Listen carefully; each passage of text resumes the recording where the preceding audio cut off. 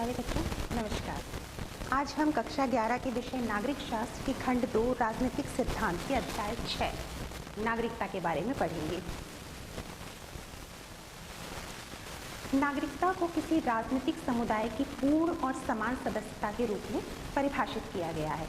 समकालीन राष्ट्र अपने नागरिकों को कुछ राजनीतिक पहचान के साथ अधिकार भी प्रदान करते हैं, इसलिए हम संबंध राष्ट्रों के आधार पर अपने आप को जर्मन, जापानी या भारतीय कहते हैं। किसी राजनीतिक समुदाय या राज्य की पूर्ण सदस्यता का महत्व हम तब ठीक समझ सकते हैं जब हम उन लोगों के बारे में सोचें जो दुर्भाग्यवश प्रवासी या शरणार्थी के रूप में जीवन व्यतीत करने को मजबूर हैं।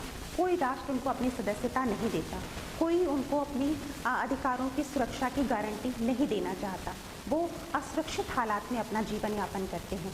किसी राष्ट्र की सदस्यता उनके लिए एक ऐसा स्वप्न है जिसके लिए वो संघर्ष करने को तैयार हैं, जैसे कि फिलिस्तीनी शरणार्थी। नागरिकों को प्रदत्त अधिकारों की प्रकृति भिन्न भिन्न राष्ट्रों में भिन्न भिन्न हो सकती है, पर ज़्यादातर लोकतांत्रिक राज्यों ने अपने नागरिकों को राजनीतिक, सामाजिक और बुनियादी अधिकार प्रदान किए हैं। राजनीतिक अधिकारों में विचार, अभिव्यक्ति, आस्था और मतदान का अधिकार, साथ ही शिक्षा और रोजगार का सामाजिक और आर्थिक अधिकार और अवसर और समानता का बुनियादी अधिकार शामिल है। जिन अधिकारों का आज हम प्रयोग कर रहे हैं उनको हमने एक लंबे संघर्ष के बाद प्राप्त किया है। ये प्रारंभिक संघर्ष शक्तिशाली राजतंत्रों के खिलाफ थे। 1688 में ब्रिटेन में गौरवपूर्ण क्रांति हुई थी। बहुत से यूरोपीय देशों में संघर्ष हुए। कुछ संघर्ष हिंसक भी थे, जैसे फ्रांस में 1789 में होने वाली क्रांति, जो समानता और स्वतंत्रता के अधिकार पर किया गया था। एशिया और अफ्रीका के बहुत से देशों ने समान नागरिकता और स्वतंत्रता के लिए अपनी औपनिवेशिक शासकों से लंबा संघर्ष किया, क्योंकि ब्रिटेन, फ्रांस और पुर्तगालियों ने एशिया और अफ्रीका के कई देशों में अपने औपनिवेशिक साम्राज्य स्थापित कर रखे थे। इसी प्रकार दक्षिण अफ्रीका के काले लोगों ने अपने सत्तारूढ़ गोरे अल्पसंख्यक लोगों से लंबा संघर्ष किया। साथ ही इसी प्रकार कुछ अन्य संघर्ष भी रहे, जैसे भारत में भी कुछ संघर्ष हुए, दलित आंदोलन, महिला आंदोलन, जिनको लगता था कि उन्हें समान अधिकार से वंचित किया जा रहा है। नागरिकता राज्य सत्ता और उसके सदस्यों के बीच और नागरिकों के आपसी संबंधों का निरूपण है। इसमें एक नागरिक का दूसरे नागरिक के प्रति और राष्ट्र के प्रति क्या दायित्व होता है, ये सुनिश्चित किया जाता है। नागरिकता केवल कानूनी बाध्यताएं ही नहीं है, बल्कि उसमें एक सामुदायिक सहजीवन में शामिल होने और योगदान करने का नैतिक दायित्व भी शामिल है।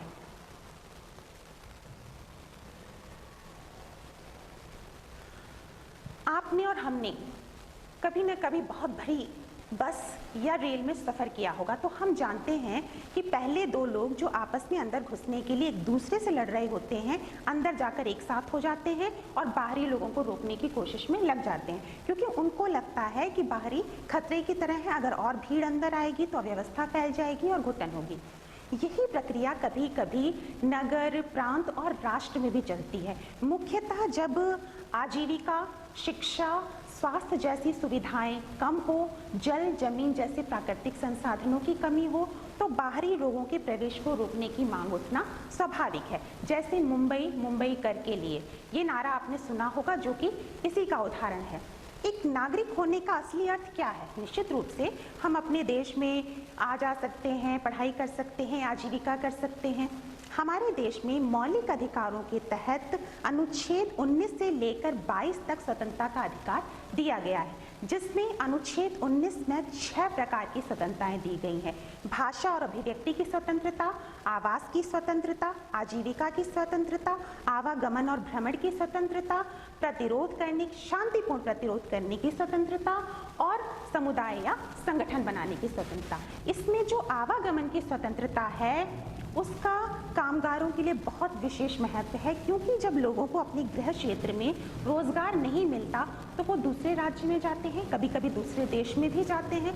जैसे कि आपने सूचना और तकनीक के बहुत से लोगों को बेंगलोर पसंद करते हुए देखा होगा अपनी नौकरी के लिए। इसके अलावा केरल की नर्स आपको देश के किसी भी हिस्से में मिल जाएंगी। आजकल शहरों में जो भवन निर्माण उद्योग विकसित हो रहा है, वो मजदूरों को शहरों की तरफ पलायन करने के लिए आकर्षित करता है। लेकिन जब बहुत बड़ी संख्या में रोजगार बाहरी लोगों के हाथ में जाने लगता है तो स्थानीय लोगों में प्रतिरोध की भावना उठती है। उनकी ये मांग होती है कि कुछ कामों को स्थानीय लोगों और स्थानीय भाषा जानने वाले लोगों तक सीमित रखना चाहिए और राजनीतिक पार्टियां ऐसा मुद्दा उठाती हैं। कभी कभी ये हिंसक होकर प्रांतवाद की शक्ल भी अख्तियार कर लेता है। भारत के बहुत से क्षेत्रों में इस प्रकार के आंदोलन हुए हैं और हम अपने इलाके से आने और जाने वाले गरीब मजदूरों को उतने स्वागत योग्य नहीं मानते जितने कि दौलतमंद और कुशल कामगारों को। अभी आपने देखा था कि लॉकडाउन में जब सभी औद्योगिक इकाइयां बंद थीं तो किसी भी कंपनी ने अपनी मजदूरों को बुनियादी सुविधा की सुरक्षा नहीं दी और उन्होंने सैकड़ों मील चलकर अपने गृह क्षेत्र वो लोग पहुंचे, जिसकी विभत्स तस्वीरें हमने देखी थी। और जब यही कंपनियां खुल गईं और उन मजदूरों की जरूरत पड़ी तो उन लोगों ने उन्हीं मजदूरों के लिए फ्लाइट्स के टिकट भेजे। प्रत्येक समाज में वाद विवाद होते रहते हैं। हमारे समाज में भी इस बात पर बहस चलती है कि आखिर समान नागरिकता का क्या मतलब है।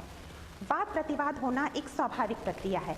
प्रतिवाद करना विचार अभिव्यक्ति की स्वतंत्रता का ही एक पहलू है, बशर्ते कि हमारा प्रतिवाद किसी की जीवन और संपत्ति को नुकसान न पहुंचाए। तो हम धरना देकर, प्रदर्शन करके, मीडिया के माध्यम से राजनीतिक दलों पर दबाव डाल के अपनी बात कह सकते हैं या फिर अदालतों में दस्तक दे सकते हैं। अदालतें जब इन पर निर्णय देती हैं कभी कभी और सरकार से आग्रह भी करती हैं उसके समाधान के लिए, तो एक हल निकलने की संभावना होती है। इसमें न्यूनाधिक ही सही लेकिन सफलता की संभावना रहती है।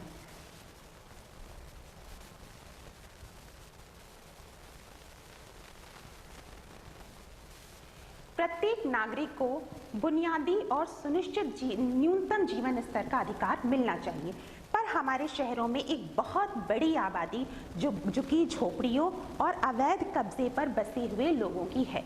ये बहुत ही उपयोगी और अपरिहार्य काम अक्सर बहुत कम मजदूरी में कर देते हैं, लेकिन फिर भी समाज में इनको हेय की दृष्टि से देखा जाता है। इनको संसाधनों पर बोझ, बीमारी बढ़ाने वाला, अपराध के इजाफा करने वाला वर्ग माना जाता है। ये लोग झुग्गी झोपड़ियों में रहते हैं जिसका जीवन बहुत ही नारकीय होता है। छोटे छोटे कमरों में बहुत सारे लोग रहते हैं, ना निजी शौचालय होता है, ना बेहतर जलापूर्ति और ना ही सफाई। हालांकि ये लोग अपने श्रम से अर्थव्यवस्था में बहुत ही महत्वपूर्ण योगदान करते हैं।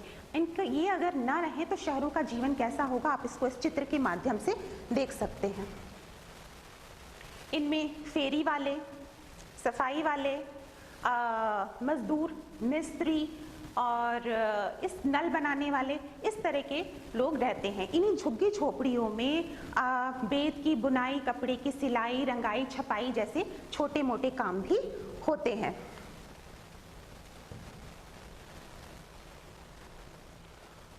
हालांकि कोई भी शहर इन झुग्गी झोपड़ियों की सफाई और जलापूर्ति पर बहुत ही अपेक्षाकृत बहुत कम खर्च करता है। हालांकि ये झुग्गी झोपड़ियां अब अपने अधिकार के लिए संगठित हो रही हैं और इन्होंने कभी कभी अदालतों में भी दस्तक दी है, जैसे कि टेलिस ओल्गा की जनहित याचिका पर 1985 में सर्वोच्च न्यायालय ने निर्णय देते हुए कहा था कि संविधान के अनुच्छेद 21 में जीवन का अधिकार दिया गया है, जिसमें आजीविका का अधिकार सम्मिलित है। इसलिए अगर झोपड़पट्टी के लोगों को बेदखल किया जाता है तो उसके समुचित पुनर्वास की व्यवस्था की जानी चाहिए। हालांकि झुग्गी झोपड़ियों के लोग अपने वोट देने के राजनीतिक अधिकारों का उपयोग नहीं कर पाते, क्योंकि मतदाता सूची में नाम होने के लिए स्थायी पते की जरूरत होती है और झुग्गी झोपड़ी और अवैध कब्जे की जमीन पर बसे होने के कारण इनके लिए स्थायी पता देना मुश्किल होता है। हाशिए पर धकेले जा रहे समूहों में से एक समूह है आदिवासी और वनवासियों का। वो लोग जंगल और प्राकृतिक संसाधनों पर निर्भर रहते हैं। चूंकि जंगल निरंतर कम होते जा रहे हैं, इसलिए उनकी आजीविका और जीवन पर संकट बना हुआ है। हालांकि इसका सरोकार प्रत्येक नागरिक से है। समान नागरिकता या नागरिकता केवल कानूनी अवधारणा नहीं है, बल्कि इसका समानता और अधिकारों से भी घनिष्ठ संबंध है। अंग्रेज समाजशास्त्री टी.एच. मार्शल ने अपनी पुस्तक नागरिकता और सामाजिक वर्ग में नागरिकता को किसी राजनीतिक समुदाय के पूर्ण सदस्य को प्राप्त प्रतिष्ठा के रूप में परिभाषित किया है। उन्होंने नागरिकों के लिए 3 अधिकार निर्धारित किए हैं, जैसे कि बुनियादी, राजनीतिक और सामाजिक। बुनियादी अधिकारों में रोजगार का अधिकार, संपत्ति का अधिकार, आज़ादी का अधिकार शामिल है। साथ ही सामाजिक अधिकारों में रोजगार और शिक्षा का अधिकार, और राजनीतिक अधिकारों में राजनीतिक क्रियाओं में सहभागिता का अधिकार शामिल है। किसी भी समाज के लिए प्रत्येक नागरिक को समान अधिकार सुनिश्चित करवाना एक कठिन मामला है, क्योंकि प्रत्येक समूह की समस्याएं अलग अलग होती हैं और उनकी ज़रूरतें अलग अलग होती हैं, कभी कभी एक दूसरे के प्रतिकूल भी होती हैं। केवल समान नीतियां बना देने से ही हम सबको समान अधिकार नहीं दे सकते। हमको नीतियां बनाते समय अलग अलग समूह की आवश्यकताओं और उनके दावों का ख्याल रखना होगा। जैसे कि आदिवासियों की पुनर्जीविका और आवास पर विशेष ध्यान दिया जाना चाहिए, क्योंकि जिससे इनका शोषण कम हो सके, क्योंकि नक्सली हिंसा के मूल में भी यही कारण है। इसी प्रकार उत्तर प्रदेश और बिहार में औद्योगिक संरचना का और ज़्यादा विकास किया जाना चाहिए, जिससे कि मजदूरों का पलायन रोका जा सके। नई तकनीक के साथ नई कृषि, व्यापारिक कृषि को बढ़ावा दिया जाना चाहिए, क्योंकि गंगा और यमुना के दोआब पर बसा हुआ ये क्षेत्र बहुत ही विश्व के उपजाऊ क्षेत्रों में से एक है। इसलिए हम इसका भरपूर उपयोग करके बेहतर से बेहतर विकास कर सकते हैं।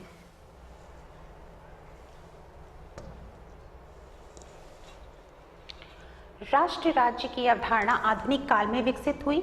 राष्ट्र राज्य की संप्रभुता और लोकतांत्रिक अधिकारों का दावा 1789 में फ्रांस की क्रांति में किया गया था। इसमें ये था कि इनका कहना था कि हमारी सीमाएं केवल हमारे राज्य क्षेत्र को ही नहीं बल्कि हमारी साझा संस्कृति को भी परिभाषित करती हैं, और राष्ट्रीयता को झंडा, राष्ट्रगीत, राष्ट्रीय पवर विभिन्न प्रतीकों से व्यक्त किया जा सकता है। दरअसल राष्ट्र एक मनोवैज्ञानिक अवधारणा है जो साझा इतिहास, संस्कृति, परंपराओं और धर्म पर अवलंबित होती है और जो लोगों को एकता के सूत्र में बांधती है। आधुनिक राष्ट्र विभिन्न भाषा, धर्म और संस्कृति के लोगों को सम्मिलित करते हैं, इसलिए वो एक साझा पहचान अपने नागरिकों को देना चाहते हैं जिसमें सभी भागीदार हो सकें। जैसे कि फ्रांस जो है वो धर्मनिरपेक्ष और समावेशी होने का दावा करता है, क्योंकि फ्रांस ने अपने नागरिकों में न सिर्फ यूरोपीय मूल के बल्कि उत्तरी अफ्रीका से आए हुए लोगों को भी सम्मिलित किया है। और संस्कृति और भाषा फ्रांस की राष्ट्रीयता की प्रमुख विशेषता है, इसलिए फ्रांस के नागरिकों से ये अपेक्षा की जाती है कि वो फ्रांस की संस्कृति और भाषा में अपने आप को आत्मसात कर लें। अपने निजी जीवन में अपने व्यक्तिगत आस्था या रिवाजों को बनाए रख सकते हैं। फ्रांस में सिख छात्रों द्वारा पगड़ी बांधने और मुस्लिम छात्राओं द्वारा सर पर दुपट्टा डालने की मांग को कुछ स्कूलों द्वारा इसलिए अमान्य कर दिया गया क्योंकि उनका मानना था कि ये सार्वजनिक शिक्षा और सार्वजनिक क्षेत्र में धार्मिक प्रतीकों को लाने का मामला है। भारत भी अपने आप को समावेशी और धर्मनिरपेक्ष राष्ट्र होने का दावा करता है। भारत का स्वतंत्रता आंदोलन जो था उसका एक व्यापक आधार था। विभिन्न भाषा, संस्कृति और धर्म के लोगों ने मिलकर कृत संकल्प प्रयास किया। हालांकि ये बात सही है कि मुस्लिम लीग से विवाद नहीं सुलझाया जा सका और 1947 में धर्म के आधार पर ही भारत का विभाजन हुआ, लेकिन इसने राष्ट्र राज्य के धर्मनिरपेक्ष और समावेशी चरित्र को बनाए रखने के भारतीय नेताओं के दृढ़ निश्चय को और मजबूत किया और इसको संविधान में उल्लिखित किया गया। हमारे संविधान की प्रस्तावना में भारत को संपूर्ण प्रभुत्व संपन्न लोकतांत्रिक समाजवादी धर्मनिरपेक्ष गणराज्य घोषित किया गया है। साथ ही संविधान में मौलिक अधिकारों के तहत धर्मनिरपेक्षता का अधिकार अनुच्छेद 25 से लेकर 28 तक दिया गया है। अनुच्छेद 25 में यह है कि आप अपनी आस्था के अनुसार किसी भी प्रकार का कोई भी धर्म अपना सकते हैं। अनुच्छेद 26 के अनुसार आप अपनी धर्म का प्रचार प्रसार कर सकते हैं। अनुच्छेद 27 के अनुसार धर्म के लिए किए गए कार्य पर कोई भी कर, उसके आय व्यय पर कोई भी कर नहीं लगाया जाएगा। अनुच्छेद 28 के अनुसार सार्वजनिक शिक्षण संस्थाओं में किसी भी प्रकार की विशेष धार्मिक शिक्षा नहीं दी जाएगी। भारत के संविधान में बहुत ही विविधपूर्ण समाज को समायोजित किया गया है, जैसे आदिवासी जनजातीय समूह और अनुसूचित जनजाति, इसके साथ ही पूर्व में समान अधिकारों से वंचित महिलाएं, साथ ही आधुनिक सामाजिक समाज से बहुत ही कम संपर्क रखने वाले अंडमान निकोबार द्वीप समूह के सदस्य अन्य सदस्यों को समान अधिकार देने की चेष्टा की गई है। साथ ही विभिन्न क्षेत्रों की संस्कृति, भाषा, धर्म, रीति रिवाज को बनाए रखने का पूरा प्रयास किया गया है और लोगों से उनकी निजी आस्था को छोड़े बगैर उनको समान अधिकार और अवसर देने का पूरा प्रयास किया गया है। भारत के संविधान में अध्याय 2 में नागरिकता का प्रावधान अनुच्छेद 5 से लेकर 11 तक किया गया है और भारत में जन्मजात और वंशानुगत दोनों सिद्धांतों को मान्यता दी गई है, अर्थात जो बच्चा भारत में जन्म लेता है या जिसके माँ बाप भारतीय हैं, उन दोनों को भारत की नागरिकता प्राप्त होगी। इसी प्रकार देशीयकरण अर्थात किसी भी देश की नागरिकता प्राप्त करने की प्रक्रिया के अंतर्गत भारत में अगर कोई 10 वर्ष तक स्थायी निवास करता है और अन्य सभी शर्तों के अनुपालन के साथ नागरिकता के लिए आवेदन करता है तो वो भारत की नागरिकता प्राप्त करने के लिए अर्ह होगा। इसी प्रकार अगर कोई विदेशी महिला भारतीय पुरुष से विवाह कर लेती है तो उसे भारत की नागरिकता प्राप्त होगी। अगर कोई व्यक्ति दूसरे देश की नागरिकता स्वीकार कर लेता है तो उसकी भारत की नागरिकता स्वतः समाप्त हो जाएगी। साथ ही सेना या देशद्रोह करने पर भी भारत की नागरिकता समाप्त हो सकती है। समान अधिकार के लिए भारतीय संविधान में 6 प्रकार के मौलिक अधिकार दिए गए हैं, जिनको अनुच्छेद 12 से लेकर 35 तक वर्णित किया गया है। अनुच्छेद 14 से लेकर 18 तक समानता का अधिकार दिया गया है, जिसमें अनुच्छेद 14 में विधि के समक्ष समानता, अनुच्छेद 15 में सामाजिक समानता दी गई है, जिसमें जाति, वर्ण, धर्म, लिंग के आधार पर किसी भी प्रकार का कोई भेदभाव किसी से नहीं किया जा सकेगा। अनुच्छेद 16 में नौकरी और अवसर की समानता दी गई है, जिसमें 16(4) में सामाजिक न्याय के अंतर्गत अनुसूचित जाति और जनजाति के लिए विशेष आरक्षण की व्यवस्था की गई है। अनुच्छेद 17 में अस्पृश्यता को दंडनीय अपराध घोषित किया गया है और अनुच्छेद 18 में उपाधियों का अंत किया गया है। अनुच्छेद 19 से लेकर 22 तक स्वतंत्रता का अधिकार दिया गया है, जिसमें अनुच्छेद 21 में जीवन का अधिकार है, जिसके साथ आजीविका का अधिकार सन्निहित किया गया है। अनुच्छेद 23 और 24 में शोषण के विरुद्ध अधिकार दिया गया है, जिसमें 23 के अंतर्गत ये है कि आप किसी से बेगार नहीं ले सकते। अनुच्छेद 24 में ये है कि 14 वर्ष से नीचे के बालकों को आप काम पर नहीं लगा सकते, क्योंकि 14 वर्ष तक के बालकों को अनिवार्य और निःशुल्क शिक्षा की व्यवस्था की गई है। अनुच्छेद 29 और 30 में अल्पसंख्यकों को अपनी भाषा, संस्कृति के प्रचार प्रसार का अधिकार दिया गया है। इतने सारे समावेशी प्रावधानों के बाद भी कभी कभी समाज में विवाद उठते हैं, जैसे कि दलित आंदोलन, महिला आंदोलन, विकास परियोजनाओं में विस्थापित लोगों द्वारा किया गया आंदोलन। ये कुछ ऐसे मुद्दे हैं जो इसलिए उठाए गए क्योंकि उन्हें लगता था कि उन्हें समान अधिकार से वंचित किया जा रहा है। जिस प्रकार समाज बदल रहे हैं, नित नए मुद्दे उठाए जा रहे हैं, जिन लोगों को लगता है कि वो हाशिए पर ढकेले जा रहे हैं, वो अपने लिए नित नई मांग उठा रहे हैं। इन मांगों पर बहुत ही खुले दिमाग से विचार करने की आवश्यकता है। जब हम अप्रवासी और शरणार्थियों के बारे में सोचते हैं तो हमारे दिमाग में बहुत सारी छवियां आती हैं। पहली छवि उन लोगों की होती है जो यूरोपीय देश और अमेरिका में जाने के लिए दलालों को पैसे का भुगतान करते हैं।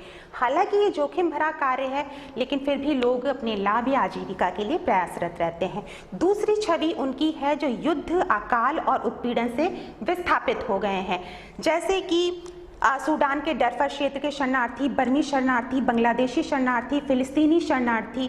ये लोग अपने और पड़ोसी देश में शरणार्थी के रूप में रहने के लिए मजबूर हैं। हम आमतौर पर ये मान लेते हैं कि उन सभी को नागरिकता प्राप्त होनी चाहिए जो उस देश में रहते या काम करते हैं। हालांकि बहुत सारे देश सार्वभौमिक नागरिकता और वैश्विक नागरिकता का समर्थन करते हैं, लेकिन फिर भी वो अपने यहाँ नागरिकता की शर्तें निर्धारित करते हैं जो संविधान में वर्णित होती है। यहाँ तक कि आगंतुकों को रोकने के लिए राज्य सत्ताएं ताकत का भी प्रयोग करती हैं।